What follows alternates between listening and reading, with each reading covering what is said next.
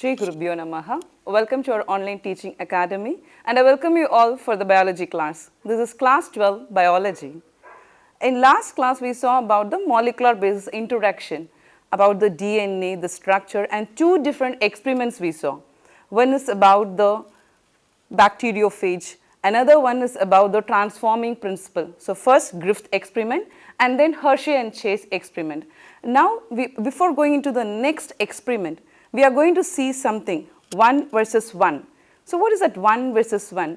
Already I introduced we are going to deal with the world of RNA and DNA.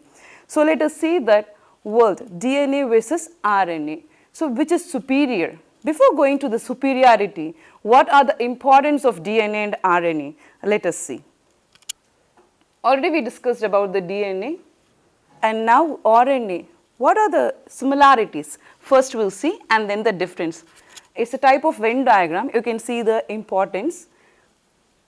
This is a similarity, nucleic acid, adenine, phosphate, guanine, cytosine.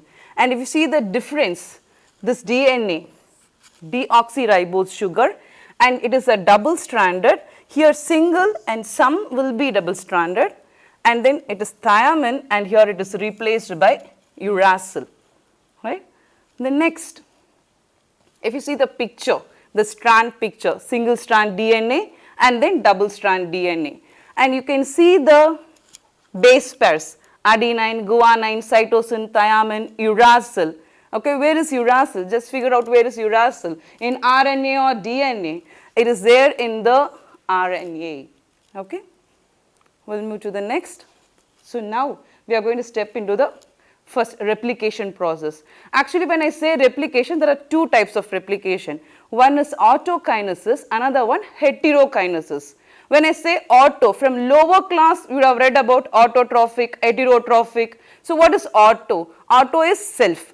So the same meaning here. If you take biology, most of the terminology will have the same meaning. Autokinesis, auto is nothing but self. So it is going to replicate by self, itself, right. Another one, heterokinesis, different. So a DNA going to prepare something else apart from the DNA, that is heterokinesis. So first we will see here autokinesis.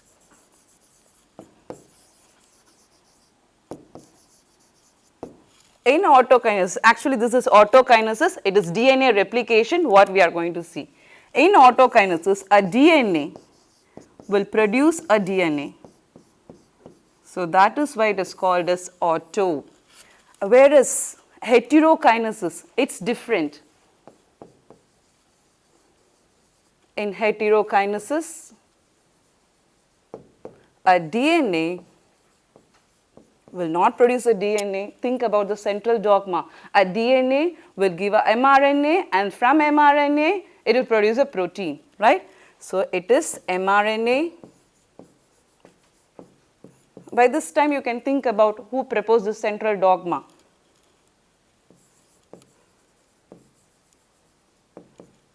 Protein, right. So these are the two things. Here you can see the replication process, how it is replicating, right. We will move to the next. And this replication, simply it cannot do an unwind, and wherever it wish, it cannot do the unwinding process. It should have a place called origin. Okay, that you call it as ORA site. This ORA site is very important, we call it as origin. Okay. For example, if I take a thread, okay, in a thread, always when there is a thread is coiled, or if it is like this, there is a tension. When you release a thread like this, okay, there will be a tension. And when you leave, what happens? Again it will wind. You cannot unwind it. Okay, you have to hold here so that it can stand like this. If you leave, again it will come back and it will rotate. So for the same process only in DNA. DNA, how it is? It is a double strand, and that double strand, how it is? It is coiled like this. Yes, and it is a helical structure. When it is unwind, what happens? It will have a tension, again it will be coiled. So something should be there to stop that. So what is that? Here we are going to talk about enzymes. So what are enzymes and what is their role? So we will start one after the other. First, for unwinding, that is the enzyme. First I will show you here and then we will look at the board. So to unwind, there should be an enzyme. First enzyme, helicase. This helicase will move around. So imagine if this is a double strand, it will move around and it will unwind. So the helicase started to unwind. Now it should hold here, some more enzyme or any other enzyme should hold here. So which enzyme it is? It is helicase or topoisomerase. First we talked about helicase to unwind. Another one is topoisomerase. This topoisomerase will hold here so that again it will not coil back. So we will recall once again, first enzyme helicase. Helicase, what it does? It just unwind. Another enzyme, what it is? It is topoisomerase. This one will hold like this so that it will be like this. And now this condition, what do you call it as? A replication fork. Okay, we have come to the next level. So the strand are separated, got separated here, two strand, okay, with the two different polarity, 3' end to 5' end, another one, 5' end to 3' end, okay. So we'll watch, and here also we have steps like starting. So what's the starting process? You call it as initiation, and then elongation, and then termination, okay. So we'll move, you can see the structure here.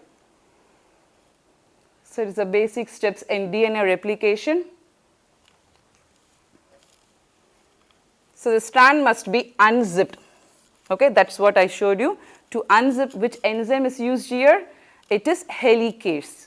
And then next, a primer binding. After that, it should form another strand. See here, this is the old strand, okay, and it should form a new strand. So how this new strand will be formed? It should have some kick starter, okay, that kick starter you call it as primase, DNA primase, and this DNA primase will produce a RNA primer. So I'll write the enzymes here. First one, helicase. Number 2, topoisomerase.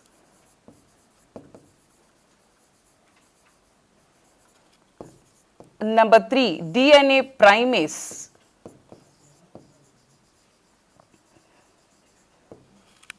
And this DNA primase will produce the kick starter. So what's the kick starter? RNA primer.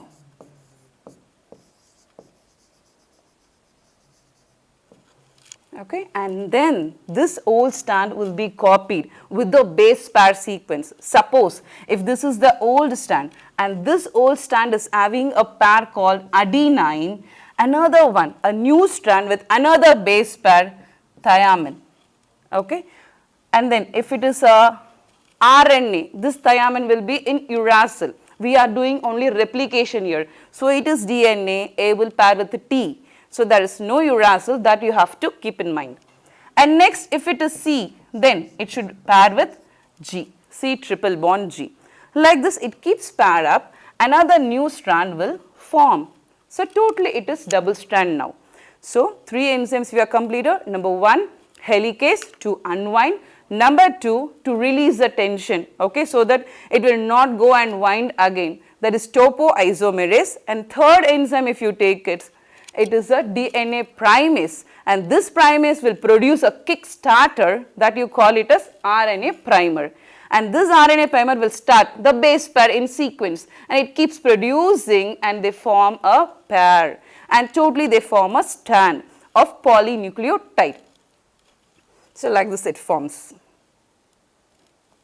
The next process is elongation and then termination. Termination, when it reaches a level, okay, a particular level, it stops, okay, that is termination. So we will go this one after the other. The same thing in a detailed process we are going to see one after the other.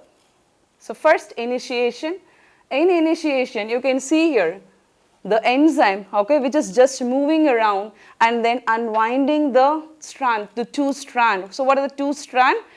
That we are going to name it later, a leading strand, another one lagging strand, okay. I told you, the important thing, the site of replication, which is called as ORI, or origin. Then there are multiple ORI sites, okay, and this replication fork will take place when there is a topoisomerase condition seen. Okay, this topoisomerase will stop here and then the two will replicate, and that you call it as a replication fork, right?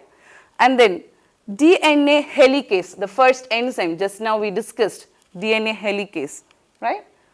So we'll move to the next steps in initiation. The primase, okay, which is going to produce a kickstarter is nothing but RNA primer, okay, the kickstarter. And next, DNA polymerase, very, very important. It plays a major role, this DNA polymerase. So what it does? It will continue the further process. First, initiation over, the next process, elongation, which is carried out by this DNA polymerase. And this is very important in the expansion of the new strand. Next. So let us see here what is happening. Something is coming and sticking, and then it is just elongating, and you can note down the term also, DNA polymerase. There are different types of polymerase, polymerase 1, 2, 3, like that, right? And there is an extension of the strand, you can say. So we are going to do the second thing in detail. So what is the second process? It is elongation, elongation of the strand. So we'll see that. So in elongation, what happened? This DNA primase only need to synthesize this RNA primer. This is the only duty of the DNA primase, okay, that initiates. And then the rest of the duty will be carried out by the DNA polymerase. And now it's very important step. We are going to see the strand, how the strand is going to elongate. Already I told you about the two types. One is the leading strand, another one lagging strand, right? So here, this is because this DNA polymerase is able to extend the strand by reading. So how it is going to read? It's going to read 3' end to 5' end. Okay, we have a strand like this, right? 3' end, 5' end. Another one 5' end, 3' end. Okay, actually how we will start with, this is the leading strand, this is the lagging strand. Okay. Another one with 5' to 3', right? How about the other template? When I use the word template, and this template is going to copy, okay, that will act as a strand which is going to give the information for another strand to copy. So template is a word which is going to produce a copy. From that only it's going to copy. Okay. For example, from here only it is going to copy and produce a new strand, means this is a template strand. Okay. It won't copy from this, mostly it will copy from 5' end to 3' end. So this is acting as a template or the parent strand which will produce the new strand. Okay. And the next process you can see here, observe this is actually our textbook diagram. You can see the prime end. One is 5' end to 3' end, another one 3' end to 5' end. Two ends are there. So this end you can see here, it is continuous. There is no fragments. It is a continuous strand. So you call it as leading strand.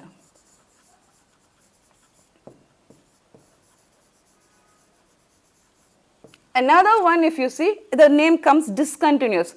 Why it is discontinuous? Because the copy is from 3' end to 5' end. So it is discontinuous, and we call this as a lagging strand. Something is lagging. It is not continuous. When this DNA polymerase is copying and having a chain of reaction, some disturbances when there is a movement from 3' end to 5' end, and that is why there is a discontinuous thing, and this you call it as lagging strand.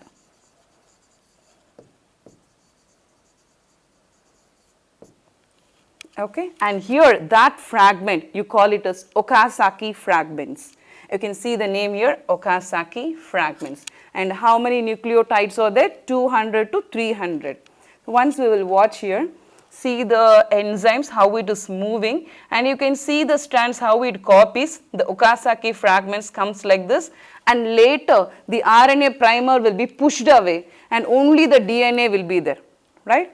So we will see this elongation. In elongation, two different types of strand. One is what? A leading strand, another one lagging strand with two different polarities. This is very important 2-mark question, difference based question or pictorial based question you may get from this part. So please make a note. So leading strand, what is the polarity, how it moves and how it synthesizes? 5' to 3' end, okay. While a lagging strand, if you see 3' end to 5' end. Note down the polarity, you may go wrong in writing the polarity. So observe it carefully. Then the leading strand is synthesized continuously, while lagging strand have a fragments or bits that you call it as Okazaki fragments. Yes, so we completed two processes, one is initiation, another one elongation. So the next one, it has to stop, it cannot be keep on doing continuously, it should stop at one rate. So that process you call it as termination. The process of expanding the new DNA strand, it is continuous, but there is a site where it stops. And after termination, what happened? The kickstarter, I said. What is the kickstarter? RNA primer. That primer will be thrown away and totally it will become a DNA strand. Okay. So this process will terminate here. And this is a structure, okay, how it is taking place. And when you look at the prime end, just come along with me and see if this is the prime end, 3' end. So where is the 5' end? Okay, it comes here. Okay, same, if this is a 5' end, just move along this and come and see the next prime end, 3' end. Okay, and this is a replication fork, and here the Okazaki fragments. If that is a Okazaki fragments, what strand it is? It is a lagging strand. Okay, and you can see the polymerase. The polymerase, there are different types. I told you already, 1, 2, 3, and they do have a subunits like alpha, sigma, epsilon, etc. And next, evidential proof. For everything we need a proof. Without proof, we will not believe it, right? That's why Mr. Mendel, he started his work with a pea plant and carried out, right? And then next comes a different scientist. In molecular biology, okay, we saw about the scientist, first scientist, Mr. Griffith, he was talking about the transforming principle with his own example. And next comes Hershey and Chase, they were talking about the bacteriophage. And now here another scientist with their different goal, and they have cracked the secret of what? That it is a semi-conservative method.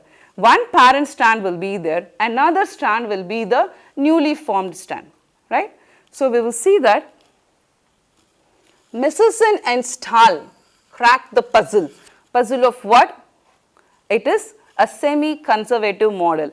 One strand will be conserved, and that you call it as parent strand. Okay.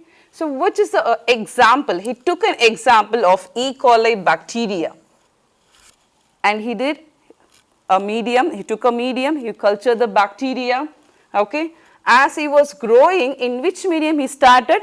He started with N15. We call it as heavy nitrogen, okay, with the isotope condition. And then later, I'll just draw here. So if this is the culture medium, in the first set, okay, first set all N15, okay, all N15, and this N15 will incorporate with the DNA, and the DNA, if you see, the DNA will also have N15. So this is the first set. Second set, what he did? In the second set, he just took a medium with a less, this is heavy nitrogen N15, another one light nitrogen, that is N14. Okay, like this. He was culturing the bacteria. So as it is going, what happened to the strand? That strand, if you see, one strand will be N15, another strand will be N14, okay, in this condition. If you see this condition here, one strand, we can say both the strand will be in N15, here also N15, okay. And now we are going to see this in pictorial way. We will observe. Before that, how they are going to separate and how they are going to observe that it is N15 and N14. Simply we cannot take a bacteria and say it is N14 and N15. it should have a process. Okay, we'll see that process. They were able to collect a small samples in each generation of different medium. Then what they did, they measured the density of the DNA using a density gradient centrifugation method. Okay. This method separates the molecules such as DNA into the bands like this. If this is the test tube and here the DNA with the band, and this band will say this is the heavy nitrogen or light nitrogen. What is the property or the principle of centrifugation? Based upon the density, okay, it shows a variation, right. So, the heavy nitrogen will settle in the bottom and the light nitrogen will seen on the top with the colors of bands. Okay. Like this, the end result came and they were verified totally that it is a semi-conservative method. We will see that. This is a picture. Okay. First, they were culturing N15 and then later they used N14. Okay. This is actually the band. I told you, the band variation. See the band N15 where it is here, and see the band hybrid band. Why it is called as hybrid? It is semi-conservative, I told you already. So, one band is with N15, another band is with N14. That is why it is there in the middle. And next if you see, totally light strand will be there, and that light strand is in the first case. Okay. So, you can see the variation based upon the density gradient, and they have used cesium chloride. You can see the centrifuge, the control tube and the experimental tube. Okay. And the solution what is used? Cesium chloride to separate the DNA molecules based upon the density alone. Conclusion, just now we discussed about the conclusion. Now, next class we are going to see something different and a very important process. Thank you. We will see you next class.